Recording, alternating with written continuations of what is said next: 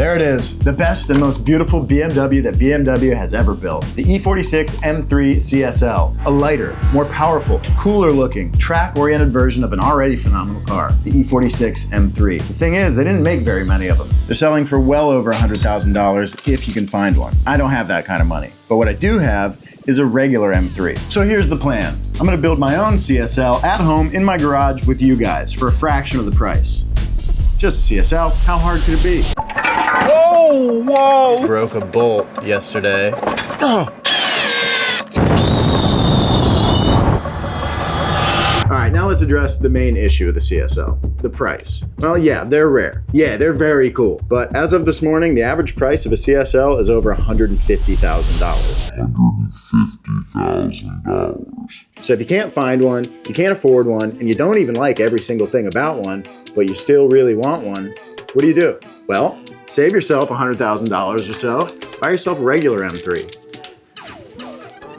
Like this one. And you see, the nice thing about buying a regular non-CSL M3 is that you can get them in colors other than silver and black. You can also get them with a manual transmission and even creature comforts like air conditioning and a radio. And you save a bunch of money. So you buy one of these and then you modify it using the CSL as your North Star. So yeah, this is my M3. There might be many like it, but this one's mine, dang it. And since it's still an M3, that means it still has an S54 under the hood. Sure, it doesn't get the fancy intake or the nice camshafts the CSL gets, but the regular S54 is no slouch. It makes 333 horsepower to the crank and revs to 8,000 RPMs. It's a pretty good combo. And it's a pretty popular engine. It won best engine in the 3 to 4 liter category for 5 years in a row. And it's been super successful in all sorts of racing classes. So it's obvious, this engine is pretty good, and it's in a pretty good car. So I think we've got a pretty good starting point. And it's about to get a whole lot better. And that's because we got all these parts to turn my M3 into my own version of a CSL. A ZSL, if you will. We've got a genuine CSL trunk lid. We've got a CSL style intake. We got sway bars. We got big brakes. We got an exhaust that isn't here yet, wheels that aren't here yet, and clearly a lot more. But before we go modifying this thing, we need to spend some time talking about the downsides of this car, and that's maintenance. M3 might as well stand for maintenance 3. No, I'm just kidding. It's not really that bad, except for a couple little pesky things like rod bearings that fail prematurely, but otherwise not too terribly bad. All right, so we got a lot to do in today's episode. I'm talking about all this. Rod bearings. We're gonna do engine mounts. We'll do transmission mounts. I think I have a power steering leak. I definitely have an oil leak, probably from a few spots. We've got an ignition service kit, spark plugs, coils. We got serpentine belt and some odds and ends for the interior that have either broken or are just showing their age. So that sounds like fun to you, then stick around and consider subscribing to the channel. Whoa! I think we'll start with the rod bearings. And would you look at that, they're right there. So easy. All you gotta do is jack up the car, support the engine, drop the subframe, take off the oil pan, and boom, there they are. All right, it's time to take our first rod bearing cap off of cylinder number 1 and see how it looks. I think it's gonna look good. I think that they were actually done before. Okay, well, we do have a little bit of wear. It's not bad, it's just getting through that top coating, but there is definitely wear. All right, now that we got the first bearing out, and we can tell that everything looks pretty good. I'm just gonna replace the bearings on the first cylinder and then move on to cylinder number 2. Just work my way down the line. Hey, my exhaust is here, I think. Yep, look at that, Valvetronic box, front seat. That's what I like, dude. All right, so for bearings, we've got a set of BE bearings in standard size. The guys over at ECS Tuning sent me these. They make a whole kit that includes everything you need to do the rod bearings in your M3, including the bearings, all the gaskets, the oil, the tools, everything you need. So that's very convenient, and it makes this job easier than it could be. So I'm gonna pop a couple of these out, and they'll go in on rod number 1. Generally speaking, unless you're getting rod knock, which is when there's enough wear that your crank can move around inside of your rod bearings and slap it and make a bunch of noise, really what you can expect to see is some amount of wear that looks like this, which, you know, just looks like about what you'd expect. Like, just over time, with that crankshaft spinning in there, some of the material just gets worn away. in a, you know, kind of swiped pattern. So you'll get some varying level of this usually. These are not bad, these look pretty darn good, but sometimes you can start to see them go through layers.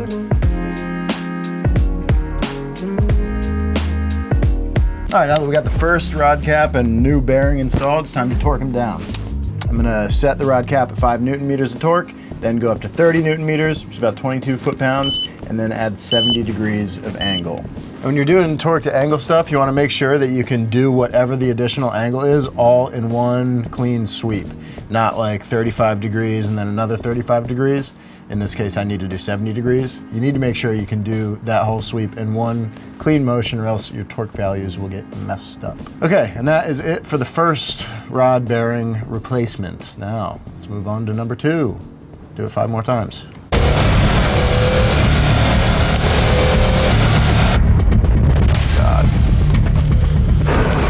Oh God, what now? Joby, stop what you're doing. Why? Because today is a very important day. Why? 303 Car Care is sponsoring the channel. Oh, that's cool. I love 303. Did they send us any products? Of course they did. How could we make an ad without them sending us products? I forgot that. I will be right back. No worries. Okay, 1 second. I'm coming, 303. I'm back. Okay, Joby, I've been using 303 Car Care products since I was 15 years old, and it was my first job being a detailer. So I want this ad to crack off, okay? We gotta think big ideas. Okay, I can think big. Give me a sec. Okay, I got it. How about this? Aliens, they come down to Earth because they want to wash their spaceships. They get dirty out in space, but Earth is the only place that has 303 Car Care products, so they come down to Earth. But aliens don't have credit cards, so they have to steal it from homes, and they just kind of come, steal it, wash their spaceship. Okay, stop. That's boring, Joby. This is 303 Car Care we're talking about. They're the pioneers of UV defense technology. They developed the world's first UV screening treatment for surfaces back in 1980. We just can't do some silly alien ad. We gotta be serious. Well, yeah, that's what. Okay, fine. So how about this? You're driving down the street on your way to go get your car washed, and then you spot the most gorgeous head of hair you've ever seen on a person or an alien. Then you pull up to the stoplight as she's about to cross the street. You're absolutely memorized by her luscious locks. Then, all of a sudden, this mysterious, incredibly sexy person number 1 turns their head, and you realize it's me.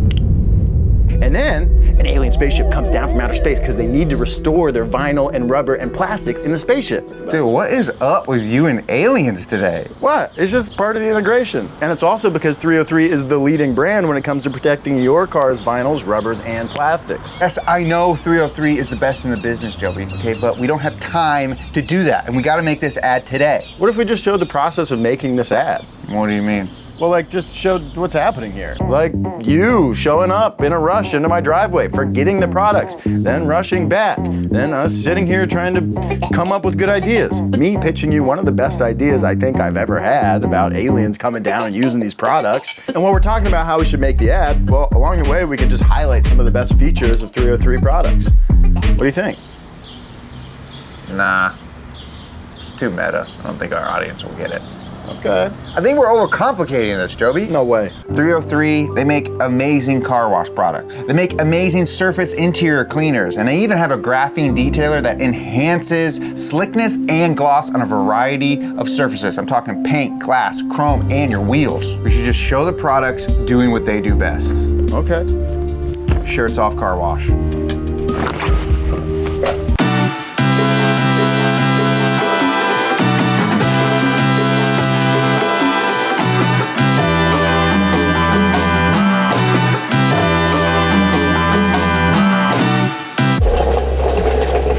I want to thank 303 for sponsoring the channel. Honestly, I've been using this stuff back in Florida when I had boats, and it was in the hot sun cracking all my plastics, so they're absolutely great. We love them. Thank you guys so much for sponsoring them. Yeah, so if you want to use some 303 car care products and get your car shining like mine, hit the link in the description below to get you some.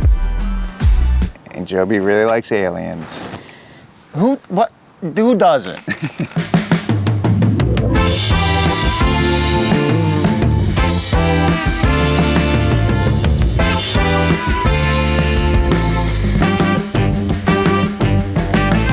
just gotta put the oil pump, pickup tubes, and pan back on, and then that's bearings done. Huge check mark on the list. So the next thing we'll do is the engine mounts. They're super easy to get to with the subframe out, so I'm gonna take the nuts off from the top, they'll fall out the bottom, and we'll put some fresh ones in. Okay, here's our factory mount. It looks okay, but it definitely took a little bit of compression over time. It's a lot shorter than my new one. My new mounts are these Turner Motorsport polyurethane mounts, and they're gonna kind of lock down my engine and transmission, keep them from moving around so much, and give me a little bit more feel in the cabin, which I really like. So we're gonna throw these in, and that should stiffen things up.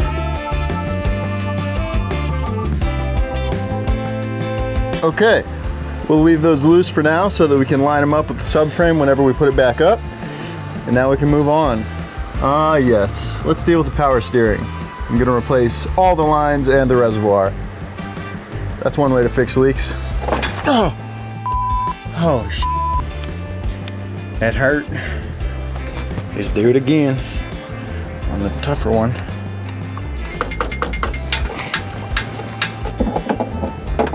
Okay, all the power steering stuff's pretty loose. I'm taking out the pump right now, which is a good time to remember that I broke a bolt yesterday when I was taking, well, I had to loosen the power steering pump to get the oil pan off. And as I was removing one of the bolts, it broke. And it broke pretty deep in a bore, like 30, 40, maybe 50 millimeters into a hole in the oil filter housing. So I don't know if I'm gonna be able to fix that. I have to take the oil filter housing off anyway because I'm gonna replace the gasket in there. So once I get the power steering stuff off, I think we'll keep taking stuff off, take off the oil filter housing and see if it's fixable or not. Because if it's not, well, I need to order a new one. And that's gonna take us down. Okay, so that's the oil filter housing off. It's time to try to get this bolt out of the oil filter housing. It's not gonna be easy. It's about 1.5 inches down in there and it's pretty stuck. So I'm gonna hit it with some heat first, let it cool down, put some penetrating oil in it, and then I think just start drilling it out. It's too deep in there to get an extractor in. So I'm gonna start drilling it out and potentially have to punch through the backside, which is hopefully okay.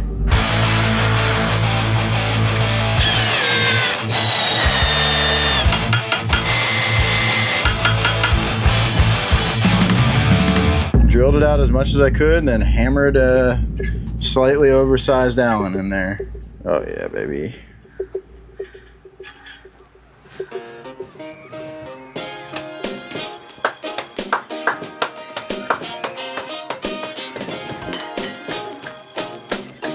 You did it. You did it. Now that the bolt is extracted, I'm gonna replace the gasket and then the oil filter housing can go back on. That's a big check mark. Now we can put the power steering pump back on and then all the new power steering lines and reservoir. Just check marking boxes. All right, now that the power steering stuff's all done, I'm gonna throw one new control arm in over here. That one's already pretty new. And then we will tackle the tie rods. And then this can go back in and the engine can be supported once again. All right, jam this sucker in here. All right, so now that we finished with the control arm, we can focus on the power steering rack. I'm replacing the tie rods all the way in, and these torn up bellows are getting replaced with some fresh ones. Let's see if we can get the inner tie rods off with the subframe and rack out of the car. They're usually pretty tight, but I think we could do it. Yeah, so ECS sent me this. This is a Jobe tie rod remover tool. It just clamps down on it, gives you a little additional leverage, and well, we'll see if it works. It works. A lot of progress today. We finished off the rod bearings. We got the engine mounts in. We got the power steering lines all done. We got one new control arm, probably some other stuff, but not bad for a day's work, day and a half. There's a few things left to do, but I think we'll do those things tomorrow. So as I was taking things apart in this car, I didn't realize that it had aftermarket pulleys on this engine. So these are considered underdrive pulleys, and they're a little bit bigger than the factory pulleys to reduce the strain on the engine trying to drive all the accessories. Technically frees up a couple extra horsepower that are lost on driving things like your water pump, your power steering pump, and your accessories. So I didn't realize that it had those pulleys, and when you have pulleys like that, they're a little bit bigger, you need to run a little bit bigger serpentine belt. I didn't realize that. I threw away the serpentine belt without even thinking about it. I dug through the trash about as far as I'm willing to go. Didn't find it. Don't know what size belt I need. The stock belt that I have, too small. So I'm gonna measure real quick. I just got a piece of string and I'm gonna wrap it around, taking the route of the belt, and then take it off, measure it, and go to the store, give me a belt. Okay, so we'll take about 3/4 of an inch to an inch off that overall. Cool, so now we've got an idea of how long that is with our string. Almost exactly the length of the string, minus about 3/4 of an inch. We'll measure that, and we can take that info to the store.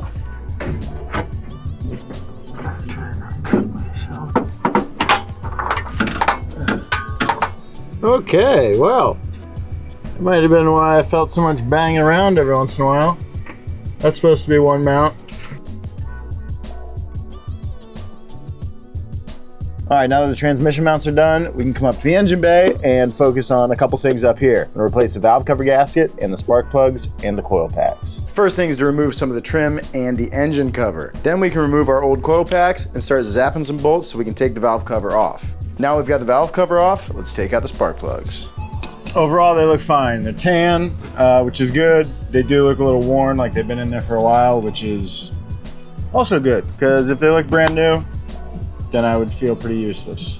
Next, we're replacing another common leak, our valve cover gasket. This one's pretty easy, and it also comes with some spark plug tube gaskets. And finally, the valve cover covers the valves again. Yes. Okay, tighten up a few screws, and then the valve cover gasket's replaced. Need to throw the spark plugs and the coil packs in. We're pretty much done under the hood.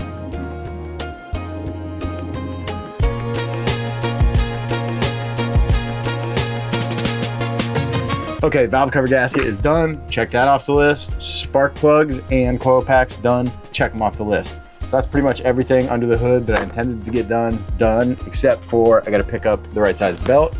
Still waiting on the constant pressure valve. So, other than that, we are done here for now, which feels good. We got a lot done.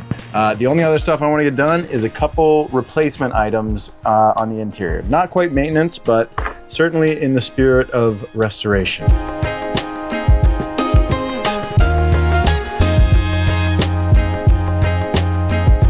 It looks like a brand new car in here. Check the last box on the checklist. All I gotta do is put the wheels back on, put some fluids in it, and then we'll go for a little test drive.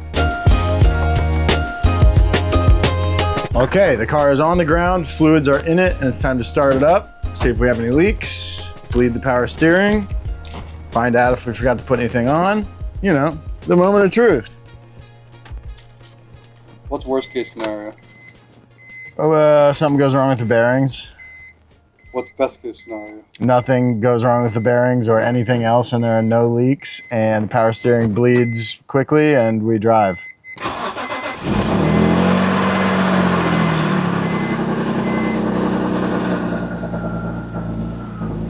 Any leaks?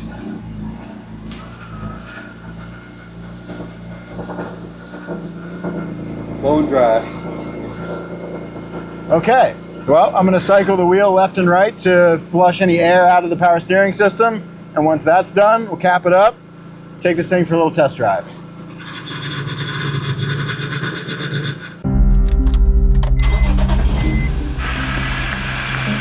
All right, we're out on the road. So far, so good. No weird noises. So I think that's gonna do it for this episode. Oh no.